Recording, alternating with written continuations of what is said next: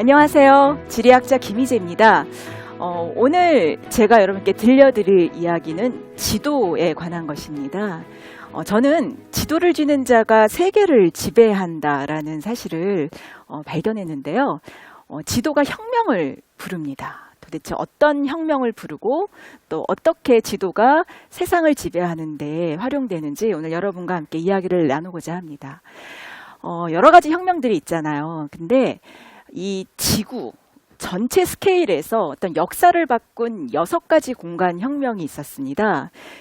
오늘 그 6가지 혁명들을 하나씩 따라가 보면서 그 혁명에서 지도가 어떤 역할을 했는지를 여러분께 설명해 드릴 건데요. 일단 첫 번째는 농업혁명부터 시작합니다. 여러분, 원래 원시 시대에는 사람들이 수렵과 채집 생활을 했습니다. 그래서 먹을 것들을 구하러 여기저기 다니고 이렇게 살았는데요. 이제 정착 생활을 이제 하면서 농업혁명이 시작됩니다.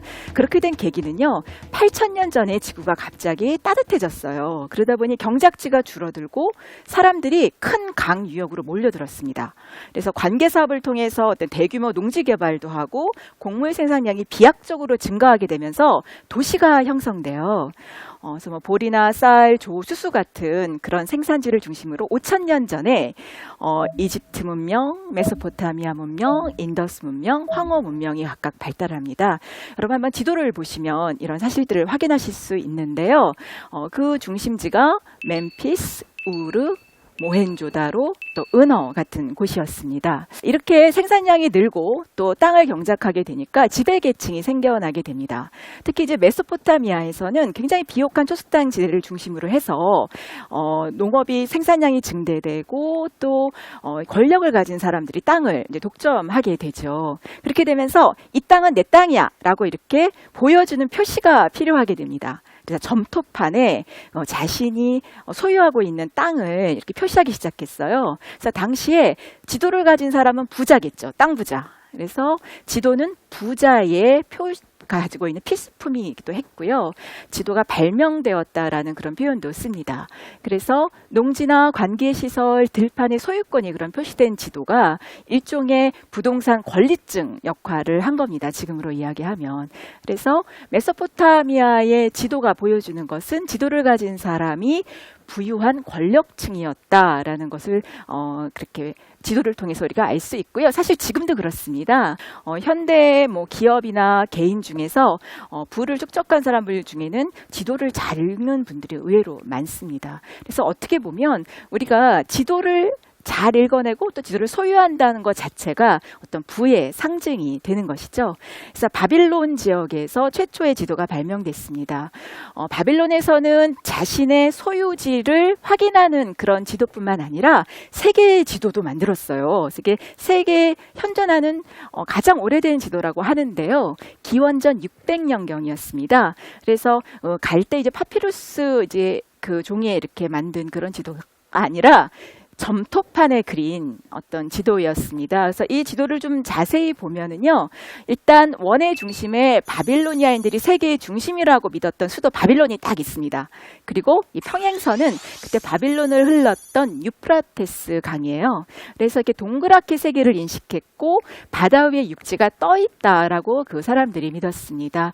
그래서 이 바빌론의 세계 지도 또는 바빌론의 지도를 통해서 우리가 그 당시 사람들의 어떤 삶을 또 상상할 수 있는 것입니다. 그래서 1차 혁명은 농업혁명과 더불어서 왔고 그 혁명을 상징하는 것은 우리가 지도라는 것을 알 수 있습니다. 자, 두 번째 이제 혁명이 이제 시작되게 되는데요. 지리는 여러분 통치자의 학문입니다. 그러니까 군대에서도요, 이 지도를 읽는 법은 장교 이상의 지휘관만 배운다고 그래요. 지리는 통치자의 학문이다라는 얘기를 하고, 특히 전쟁에서 여러분 지도가 굉장히 중요합니다. 일종의 전쟁은요, 땅 따먹기 게임이라고 할 수 있어요. 주도권 경쟁을 벌이는. 그리고 그 좋은 정확한 지도를 만일 적에게 넘긴다. 그럼 이거는 심각한 반역행위가 되겠죠. 그래서 이 지도는 전쟁을 이기는 데 있어서 굉장히 중요한 역할을 하는 그런 도구가 됐고요. 새로운 눈으로 세상을 다르게 볼 수 있는 그런 지리적 상상력을 가진 지도자는 전쟁을 승리해서 이끌고 또 제국을 통치하게 됩니다. 그래서 이 두 번째 공간혁명은 이 지도를 잘 볼 수 있었던, 그리고 새로운 상상력으로 세계를 볼 수 있었던 통치자로부터 비롯되게 됩니다. 세계사에서 최초로 이제 제국이 형성된 곳은요, 서아시아였습니다. 여러분 지도에서 보시다시피요, 메소포타미아, 나일강 유역, 인더스강 상류 지역을 이제 통합하는 제국이 건설되는 것이 바로 2차 공간혁명인데요. 그걸 한 사람이 페르시아의 다리우스 1세입니다. 그래서 흑해 북쪽 연안의 스키타이부터 시작해서 몽골 고원의 흉노, 또 가난한 유목민들이요, 말과 전차를 이용해서 농업사회를 정복했고, 이 사람들을 통합해서 제국을 건설한 사람이 바로 다리우스 대왕입니다. 다리우스 대왕의 뒤를 이어서 세계를 통치한 지도자는요, 여러분 아주 젊은 사람이었습니다. 20대 청년이었습니다. 그 당시로 작은 나라였어요. 마케도니아의 왕자로 태어난 알렉산더 대왕이었는데요. 아버지가 일찍 돌아가시고 20살에 왕이 됩니다. 근데 그 누구도 보지 못했던 새로운 동방 원정의 길을 개척하게 돼요. 그래서 그리스, 페르시아, 인도에 걸친 대제국을 이 사람이, 이 젊은 청년이 완성하게 됐는데요. 그 비결은 무엇이었을까? 궁금하지 않으십니까? 자, 이분은요, 바로 어렸을 때부터 지리학자의 특별 과외를 받았습니다. 그래서 그가 택한 이 동방 원정의 루트는요, 굉장히 특별해요. 하나씩 그 루트를 정복해 나가면 자연스럽게 뭐 창이나 방패나 말 같은 것도 없고, 또 쉬어갈 수도 있고, 또 재충전할 수도 있는 그런, 어떻게 보면은 작은 군사를 갖고 시작했지만 갈수록 사람들이 늘어가고 더 풍요로워지고 전력도 보강되는 그런 루트를 오랫동안 고민해서 지도에 찍어놓고 하나씩 정복해 나갔습니다.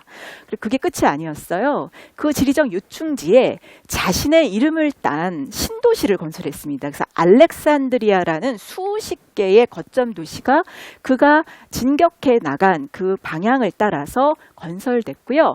같이 전쟁하러 왔었던 그리스 군대와 상인들에게 그 지역에 대한 개발권을 줍니다.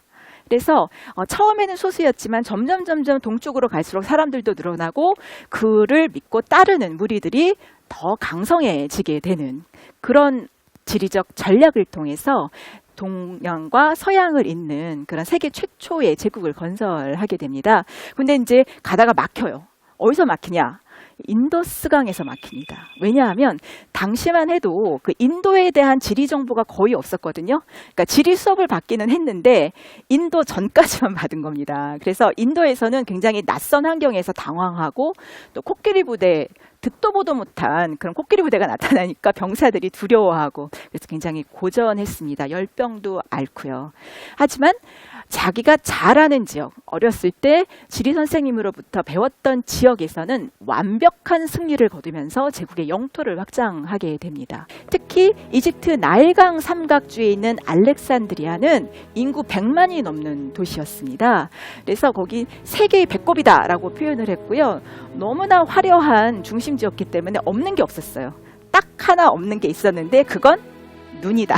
스노우다. 이제 날씨가 따뜻하니까 이제 눈이 금방 녹으니까요. 이제 그럴 정도로 아주 화려한 그런 대제국의 수도를 건설했습니다. 지중해 공간 혁명이 이제 이렇게 확산되면서요. 다음에 또 이 지배권을 쥔 사람은 로마 제국입니다. 왜냐하면 알렉산더 대왕이 32세의 나이로 급사를 해요. 그러면서 이 알렉산드리아가 통치했던 제국도 급격하게 쇠퇴했기 때문에 그 틈새를 이제 로마 제국이 차지하게 되는 겁니다. 사실 로마는요, 좀 약간 소박한 그냥 농업사회였습니다. 그냥 열심히 농사 짓는 사람들로 구성된 그런 작은 나라였는데요. 그 자영농들, 그러니까 내 땅을 스스로 경작하는 농민들에게 힘을 주었고, 보내고 그들을 훈련시켜서 군대로 양성했습니다. 그리고 귀족들도 이 자영농들을 인정하고 그들의 공로를 기려서 만일 땅을 정복하게 되면 그들에게 그 땅을 하사하는 방식으로 어떻게 보면 성과급을 확실하게 준 겁니다. 그리고 그리스 상인들도 끌어들여서 새로운 시장이 개척되면 그리스 상인들이 들어가서 물건을 팔 수 있게 하고요. 그래서 로마 제국이 점점 확장되기 시작하는데요. 가장 결정적인 계기는 포에니 전쟁을 통해서 카르타고를 격파해서 서지중해까지 장악하게 되면서입니다. 그래서 모든 길은 로마로 통한다. 여러분 이제 들어보셨나요? 로마가 자신들의 힘을 사람들을 보낼 수 있는 그런 길로 표현을 했고요. 정확한 지도는 아니더라도 도로를 이용할 때 굉장히 편리한 지도, 어디에 가면 말을 갈아탈 수 있고 또 어디에 가면 쉴 수 있다, 이런 식으로 그 편의시설이 표현된 어떻게 보면 세계 최초의 여행지도라고 할 수 있어요.